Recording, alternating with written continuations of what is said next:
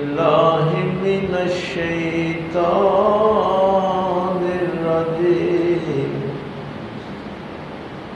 بسم الله الرحمن الرحيم. قل إن صلاتي ونسكي ومحياي ومماتي لله رب العالمين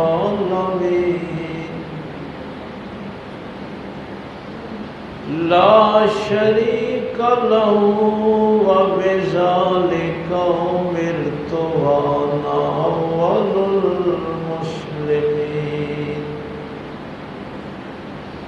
آمنت بالله صدق الله العظيم.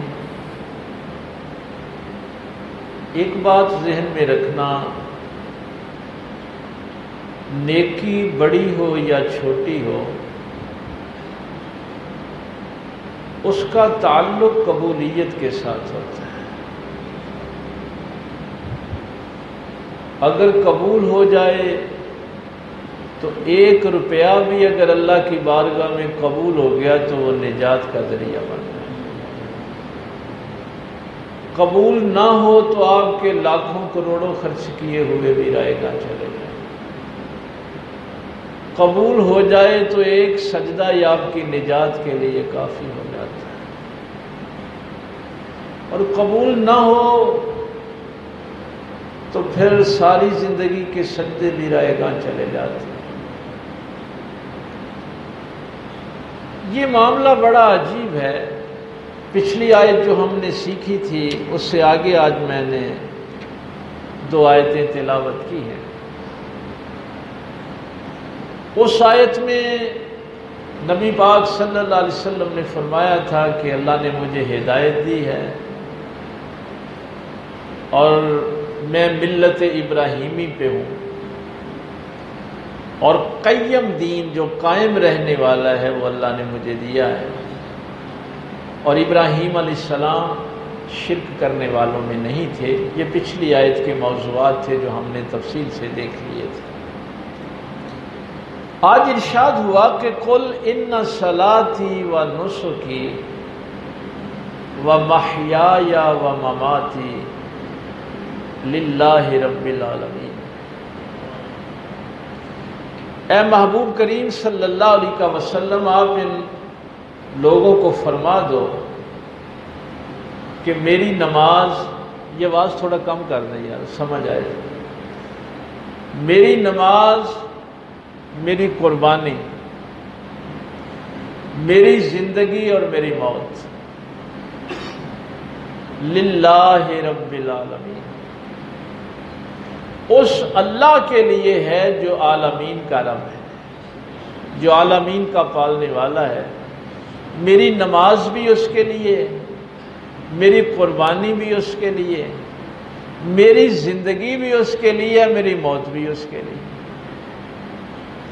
تو یہ فلسفہ جو میں نے ابتدا میں عرض کیا تھا کہ جب یہ بات ذہن میں ہوگی تو پھر آپ کی ہر نیکی قبولیت کے درجے پہ پہنچ جائے. پھر یہ شک نہیں ہوگا کہ یہ میری نیکی قبول ہوئی ہے یا نہیں، کیونکہ وہ آپ اللہ کے لیے کر رہے ہیں.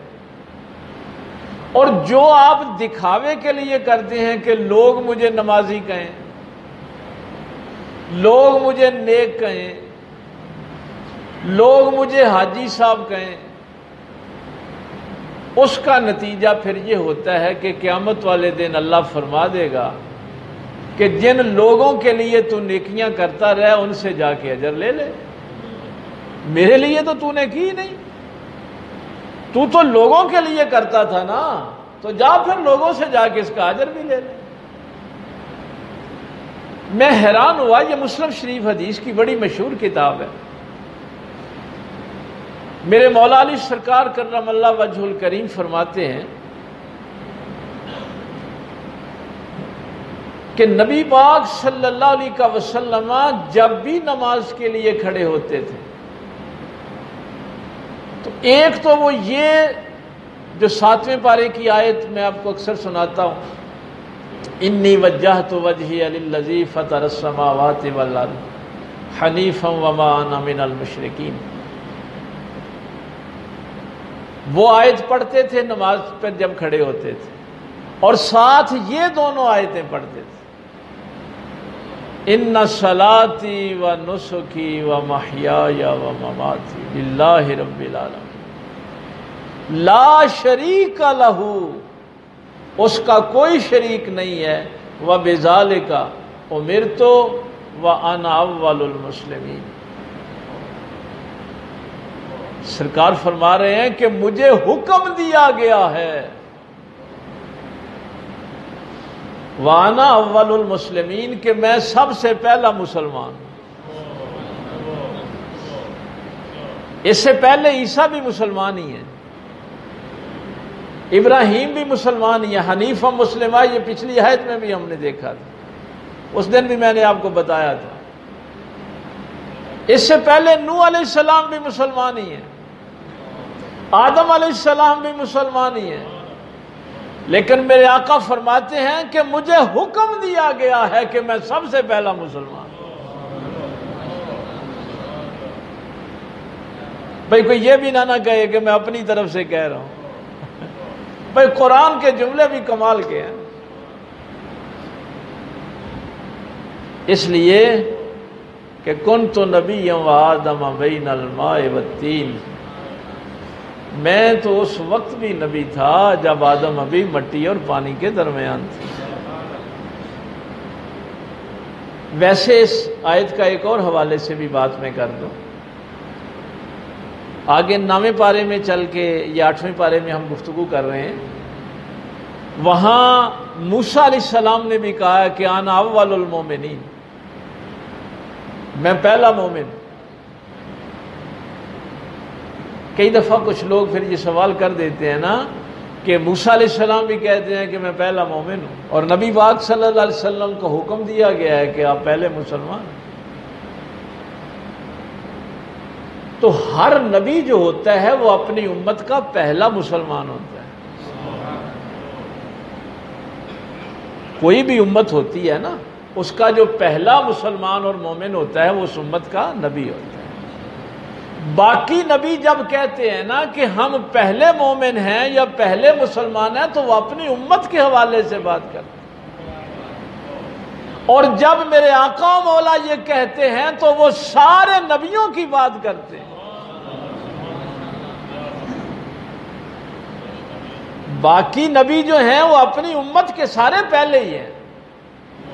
نوح علیہ السلام اپنی امت کے پہلے مسلمان ہیں، ابراہیم علیہ السلام اپنی امت کے پہلے مسلمان ہیں، موسیٰ علیہ السلام اپنی امت کے، لیکن نبی پاک صلی اللہ علیہ وسلم سارے نبیوں سے پہلے مسلمان، یہ اس لیے فرمایا کہ مجھے حکم دیا۔ تو مولا علی سرکار فرماتے ہیں کہ نبی پاک صلی اللہ علیہ وسلم جب بھی نماز کے لیے کھڑے ہوتے تھے تو یہ آیات ضرور تلاوت کرتے تھے کہ میری نماز، میری قربانی، میری زندگی، میری موت، سب کچھ میرے اللہ کے لیے، رب العالمین کے لیے۔ اور ابھی آپ نے جب نماز پڑھنی ہے نا، وہ چونکہ ہم غور نہیں کرتے، ہر نماز میں میں یہی کہتا ہوں، التحیات للہ، میری زندگی اللہ کے لیے۔ وہ علیحدہ بات ہے کہ باہر نکل کے یہ زندگی کسی اور کے لیے ہو جائے، نماز میں میں یہی کہتا ہوں کہ میری زندگی اللہ کے لیے۔ شاید اس پہ کبھی، ویسے تو اللہ کے ولی جب یہ جملہ کہتے تھے، یقین جانیے میں نے جو مطالعہ کیا ہے تو یہ آپ سنتے ہیں نا کہ وہ نماز میں روتے رہتے تھے، اس جملے پہ سب سے زیادہ روتے تھے، اللہ کے نبیوں ولیوں کا جتنا میں نے تذکرہ پڑھا، کہ اللہ کی بارگاہ میں جب یہ کہتے تھے التحیات للہ، میری زندگی میرے اللہ کے لیے ہے، سو ساتھ یہ بھی کہتے تھے مولا یہ زندگی بھی تو تیری ہی دی ہوئی ہے، اور میں کس منہ سے یہ بات کہوں؟ جب آپ اتحیات میں بیٹھ کے یہ کہیں گے یا اللہ یہ میری زندگی تیرے لیے ہے، تو اس وقت خیال نہیں آئے گا کہ کیا میں اللہ کے لیے ہی زندگی گزار رہا ہوں یا اللہ سے جھوٹ بول رہا ہوں؟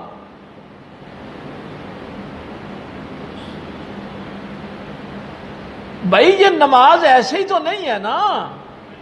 جب میں اتحیات میں بیٹھ کے یہ کہوں گا کہ یہ میری زندگی اللہ کے لیے ہے، تو میرا ضمیر جھنجھوڑے گا نہیں کہ باہر نکل کے تو اللہ کے لیے گزارتا ہے یا کسی اور کے لیے گزارتا ہے؟ تو جب تو اللہ کے لیے گزارتا ہی نہیں تو اللہ سے یہ کیوں کہہ رہا ہے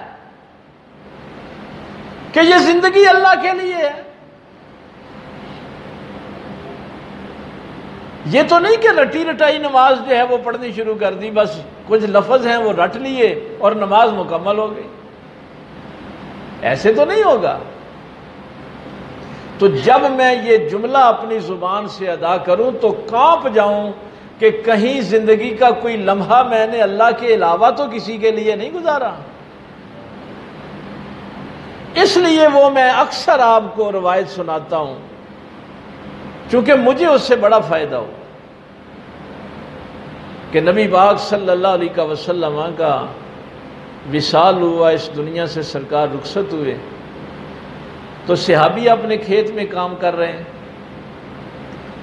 ان کا بیٹا بھاگتا ہوا آیا اور آ کے کہا کہ نبی پاک صلی اللہ علیہ وسلم کا وصال ہو گیا۔ انہوں نے اسی وقت ہاتھ اٹھائے اور اللہ سے دعا کی، یا اللہ میری آنکھیں مجھ سے واپس لے لے، یہ تو آنکھیں میں نے تیرے نبی کے دیدار کے لیے رکھی ہے۔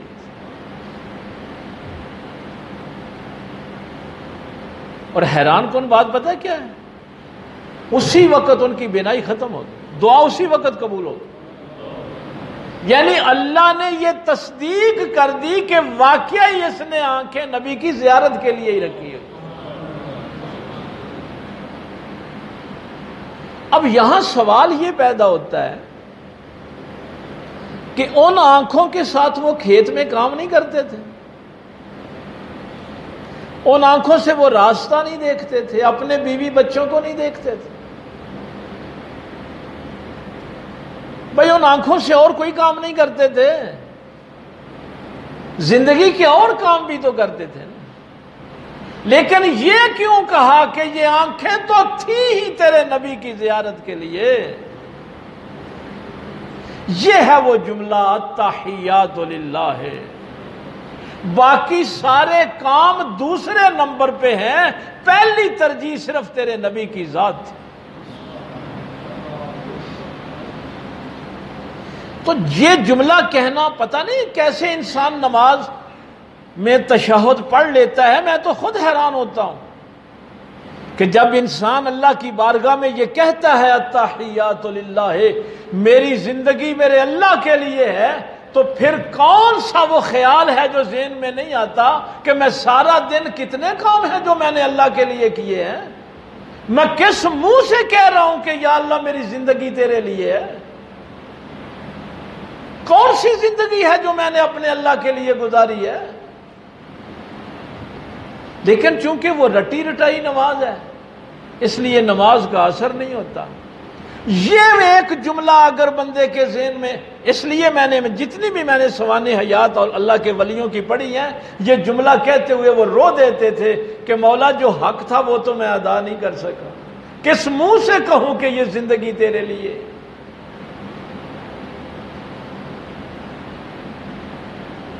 اب جب انسان اللہ کی بارگاہ میں یہ جملہ کہتا ہے اور زندگی اس کے مطابق نہیں گزارتا، رشوت لیتا ہے، سود لیتا ہے، ماں باپ کی نافرمانی کرتا ہے، سرعام حق اور باطل کو ملاتا ہے، جھوٹ اور سچ میں فرق نہیں کرتا، کیسے حوصلہ پڑتا ہے؟ کیا سمجھتا ہے کہ اللہ علیم و خبیر نہیں ہے؟ اللہ کی ذات کے متعلق اس کا تصور کیا ہے کہ بس میں نے التحیات للہ کہہ دی اور بات ختم ہو گئی۔ کتنی اہم بات تھی جو مولا علی سرکار فرما رہے ہیں کہ نماز کے لیے پیغمبر کھڑے ہوتے ہیں تو ساتھ پہلا جملہ تکبیر تحریمہ سے پہلے یہ کہتے تھے ان صلاتی و نسکی، یا اللہ میری نماز تیرے لیے، میری قربانی تیرے لیے، میری زندگی تیرے لیے، میری موت تیرے لیے۔ یہ کہیں تشریح میں بھول نہ جاؤں،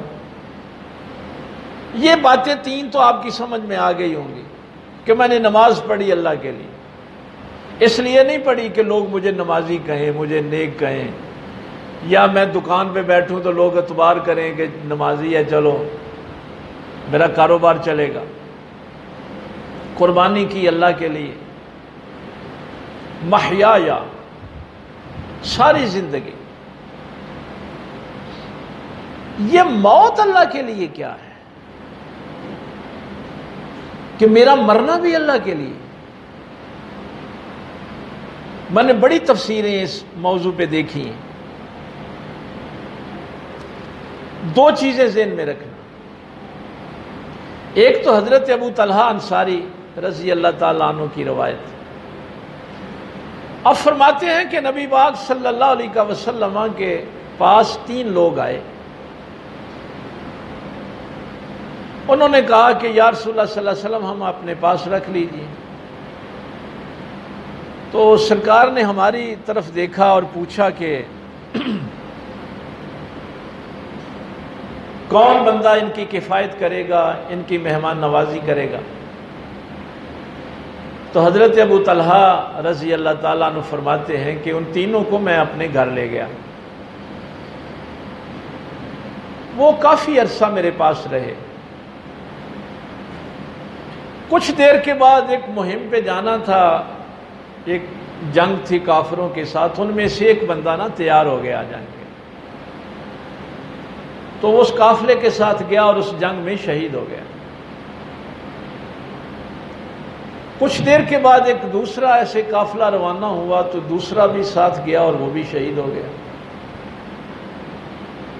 تیسرا جو تھا وہ میرے گھر میں ہی بستر مرگ پہ ہی اس کی موت آئی۔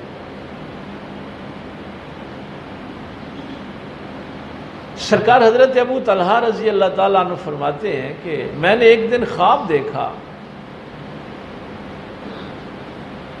کہ وہ جو شخص میرے گھر میں بستر مرگ پہ جس کی موت ہوئی ہے، وہ مقام اور درجے میں شہیدوں سے آگے تھا۔ تو جب خواب میں نے اس کے درجات کی بلندی دیکھی تو میں بڑا حیران ہوا کہ ایک بندہ میدان جنگ میں جا کے اپنی جان اللہ کے سپرد کرتا ہے اور ایک گھر میں بستر مرگ پہ گیا ہے، لیکن درجے میں اور مقام میں یہ شخص ان دونوں شہیدوں سے اعلیٰ ہے۔ تو حضرت ابو طلحہ رضی اللہ تعالیٰ عنہ فرماتے ہیں کہ میں نے اس خواب کا تذکرہ پاک پیغمبر صلی اللہ علیہ وسلم سے کیا۔ میں نے کہا یا رسول اللہ صلی اللہ علیہ وسلم یہ تینوں لوگ میرے ساتھ رہتے تھے، میرے گھر میں رہتے تھے بھی نیک، تینوں ہی اچھے لوگ تھے، لیکن یہ میں بڑا حیران ہوا ہوں کہ شہید درجے میں پیچھے رہ گئے اور یہ جو میرے گھر میں فوت ہوا ہے یہ درجے میں آگے چلا گیا۔ تو حضرت ابو طلحہ رضی اللہ تعالیٰ عنہ فرماتے ہیں کہ پاک پیغمبر صلی اللہ علیہ وسلم نے فرمایا کہ اس بات سے کوئی فرق نہیں پڑتا کہ کوئی میدان جہاد میں قتل ہوا ہے یا کوئی بستر مرگ پہ مرا ہے۔ میں اس کے لیے قرآن کی آیت اب آپ کے سامنے پوری توجہ رکھنی ہے۔ پاک پیغمبر صلی اللہ علیہ وسلم کا یہ جملہ ایسے ہی نہیں ہے، اللہ نے اس بات پہ یہ ارشاد فرمایا والذین ہاجروا فی سبیل اللہ۔ یہ سورہ حج کی آیت آپ کو سنا رہا ہوں۔ وہ لوگ جو ہجرت کرتے ہیں اللہ کی راہ میں، قرآن ہجرت اس کو نہیں کہتا کہ آپ نے ایک شہر چھوڑا اور دوسرے شہر میں چلے گئے تو یہ ہجرت ہے۔ ہمارے ہاں تو ہجرت یہ ہے نا کہ ایک جگہ کو چھوڑ کے دوسری جگہ پہ جانے کا نام ہجرت ہے۔ قرآن کہتا ہے نہیں، مہاجر وہ ہے جو گناہ چھوڑ کے نیکی اختیار کرے، وہ مہاجر ہے۔ پہلے جھوٹ بولتا تھا نا، جھوٹ چھوڑ کے سچ اختیار کر لیا تو یہ ہجرت ہے۔ پہلے رزق حرام کھاتا تھا، اب حلال کی طرف آ گیا، یہ مہاجر ہے۔ پہلے ماں باپ کی گستاخیاں کرتا تھا، اب ماں باپ کا فرما بردار ہے تو یہ مہاجر ہے۔ کرو نا اللہ کی راہ میں ہجرت، یہ ہے اللہ کی راہ میں ہجرت کرنا، یہ ہے التحیات للہ۔ تو میرا اللہ فرماتا ہے کہ جو اللہ کی راہ میں ہجرت کرتے ہیں نا، پھر زندگی اللہ کے لیے گزارتے ہیں، چھوڑ دیتے ہیں شیطانی راستوں کو، ثم قتلوا او ماتوا، اب وہ میدان جہاد میں قتل کر دیے جائیں یا اپنے گھر میں ہی ان کو موت آ جائے، اس سے کوئی فرق نہیں پڑتا، ہو مہاجر۔ شرط کیا ہے کہ ہو مہاجر، اللہ کی راہ میں ہجرت کرنے والا ہو، اللہ کے لیے گناہوں کو چھوڑنے والا ہو، زندگی اللہ کے لیے گزارنے والا ہو۔ ثم قتلوا او ماتوا، وہ قتل کر دیا جائے یا اس کو ویسے موت آ جائے، لَيَرْزُقَنَّهُمُ اللَّهُ رِزْقًا حَسَنًا، اللہ نے دونوں کے لیے رزق حسن کا وعدہ کر لیا ہے۔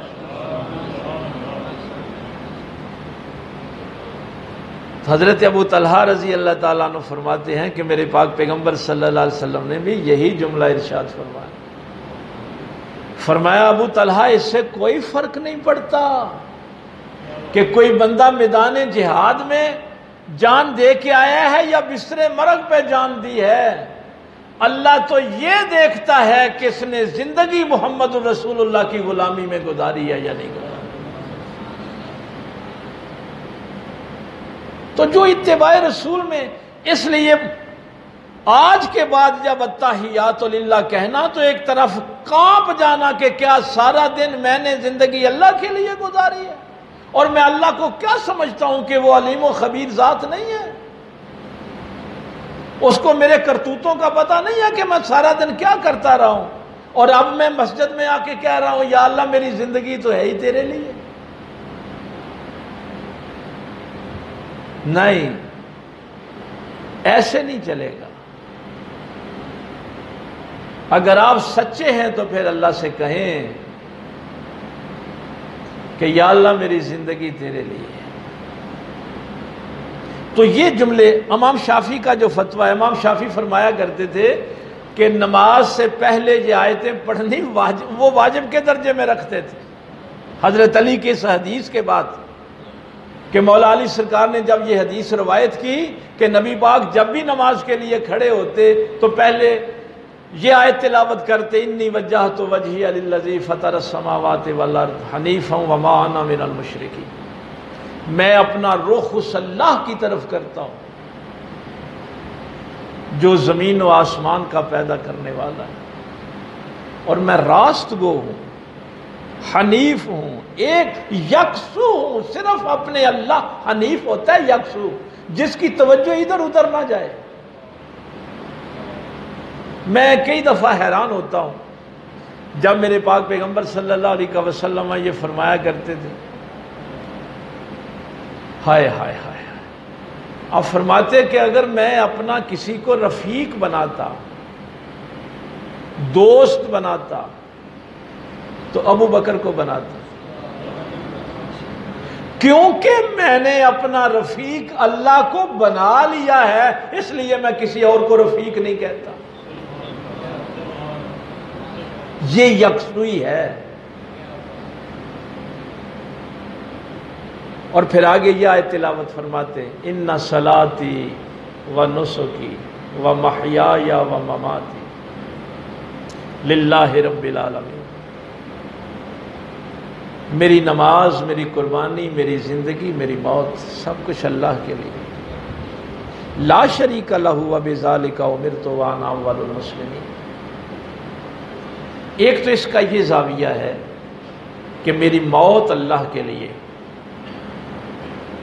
دوسرا یہ مفسرین نے لکھا ہے کہ مرتے وقت یہ خواہش کرنا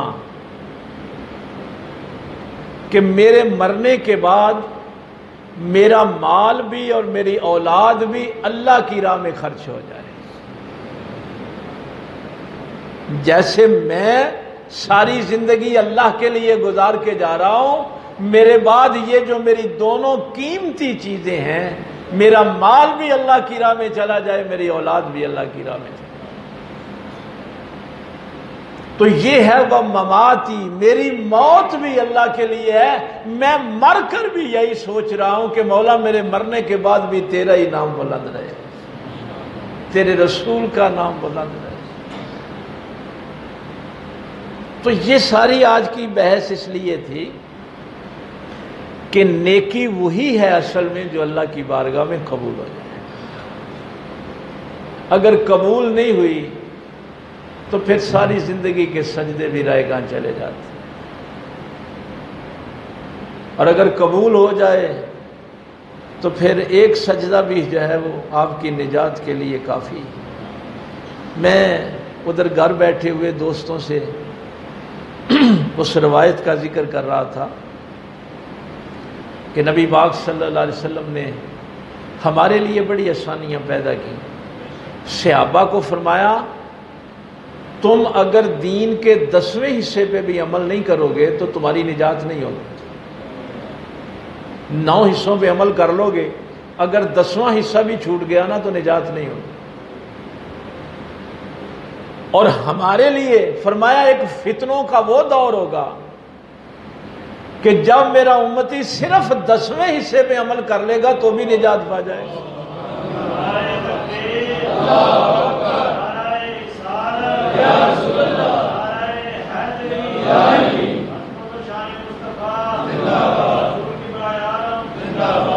تو نبی پاک صلی اللہ علیہ وسلم کو تو بھائی ہمارے ہر دور کا پتہ ہے، فتنوں کا پتہ ہے، مشکلات کا پتہ ہے کہ میرا امتی کتنا پھنس جائے گا۔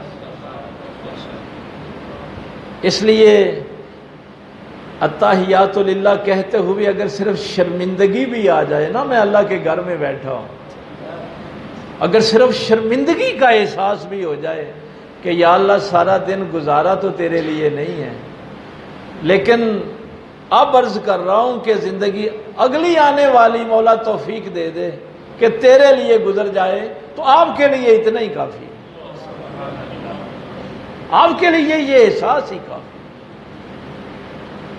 لیکن یہ احساس رہے کہ نیکی جو بھی ہو، نماز ہو، قربانی ہو، صدقہ و خیرات، جو کچھ بھی ہو وہ صرف اللہ کے لیے، دکھاوے کے لیے نہ ہو، ریاکاری کے لیے نہ ہو۔ اللہ تعالیٰ عمل کی توفیق دے۔ وآخر دعوانا الحمدللہ۔